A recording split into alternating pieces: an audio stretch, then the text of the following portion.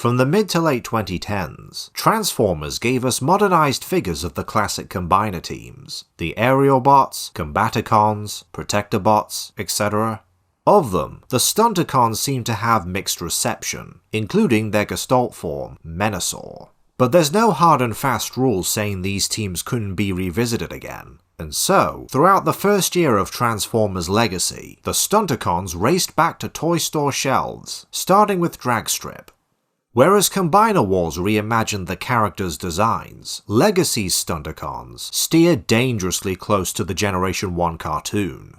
It's easy to assume that Dragstrip is a futuristic Formula 1 racer, on the grounds that he has 6 wheels instead of the more common 4, but the original toy was based on the Tyrrell P34, which dates back to the 70s.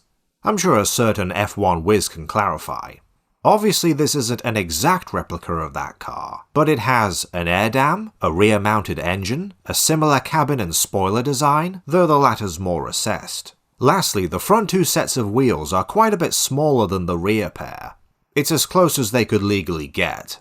Due to the transformation, a fake engine is partially visible inside the cockpit, plus you have a bucket seat. More on that later. The deco's clearly in the realm of show accurate, but deviates slightly. 2 shades of yellow, with black wheels, and the actual engine painted silver. However, the overhead stripes are red, not orange, and are positioned further apart. The stripes on the sides are absent from the cartoon, but present on the original figure, and the weapons are purple and black instead of just purple.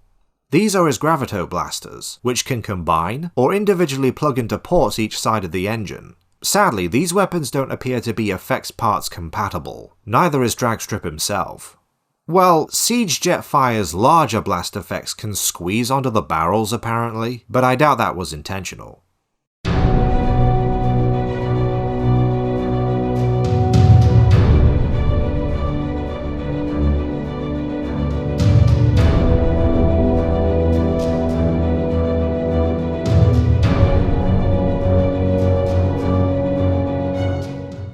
Dragstrip's robot mode also strives for cartoon accuracy, unlike the Combiner Wars toy. Where the deco's concerned, this could be to its detriment, depending on who you are, since he's mostly yellow, with only the chest and head breaking things up.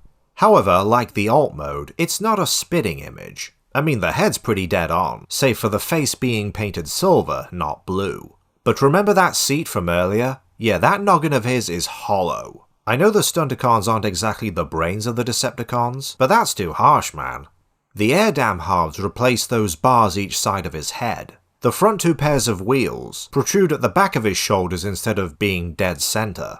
The canopy is upside down. Personally, I think it looks better this way.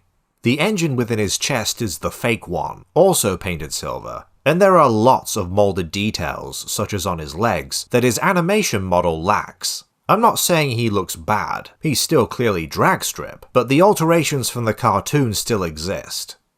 Legacy Dragstrip has about 22 points of articulation. There are no ball joints, instead he's mostly made up of swivels in the neck, biceps, waist and thighs, universal shoulders and hips, hinged elbows, knees and ankles. All he's really missing by today's standards are wrist swivels, but this figure has enough on its plate already.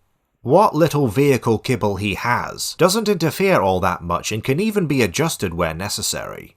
This mode reveals a bunch of additional 5mm ports. Some of these can be used to store his twin guns, though most of them are actually meant for the combined mode. Since the guns peg into some of these ports pretty tightly, this is hopefully a good sign of what's to come.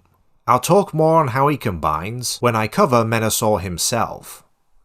Having messed with all 4, Dragstrip might well be my favourite deluxe Stunticon in Legacy. His hollow head is a bit distracting, and if you find the character's animation model bland, the accuracy works against him. But he's fairly sturdy, posable, armed enough for a deluxe, and just playing with him, it honestly doesn't feel like much, if anything, was sacrificed for Menasor. I'd say Dragstrip's going for the gold, and I look forward to covering the whole team.